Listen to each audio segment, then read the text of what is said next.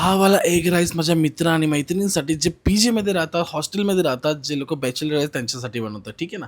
एका पॅनमध्ये आपल्याला ऑइल टाकायचं, ते मीठ टाकायचे, थोडासा जिरा तो फडफड होऊन द्यायचा आहे. त्याच्यानंतर चॉप केलेला कांदा टाकायचा, तो परतवून घ्यायचा आहे. मग हिरवी मिरची चॉप करून टाकायची, कोथिंबीरचे दांडे टाकायचे. त्याच्यानंतर मित्रांनो टोमॅटो बारीक करून टाकायचा, त्याच्यामध्ये थोडंसं मीठ टाका, प्रॉपर मिक्स करा. हा मसाला मजेदार लागतो, कारण का मग पुढे जाऊन त्याच्यामध्ये फ्लेवर्स येतात. ठीक आहे. आता याच्यामध्ये हळद टाकतोय, लाल तिखट टाकतोय, थोडासा आगरी मसाला टाकतोय, धने जिरा पावडर टाकतो आणि एक टाकतो याच्यामध्ये एक करी मसाला जो अवेलेबल असेल तो तुम्ही टाकू शकता. स्किप पण करता येईल. त्यात थोडंसं पाणी ॲड करून मसाला प्रॉपर शिजवून घेतोय.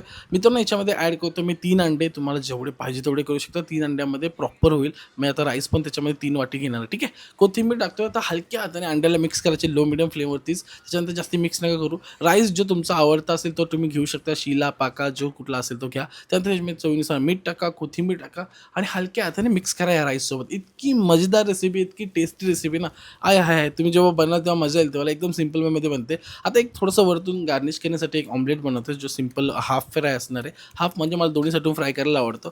अशा प्रकारे मी फ्राय करून घेतोय आणि मग सर्व्ह करतोय, गार्निश करतोय त्या राईससोबत.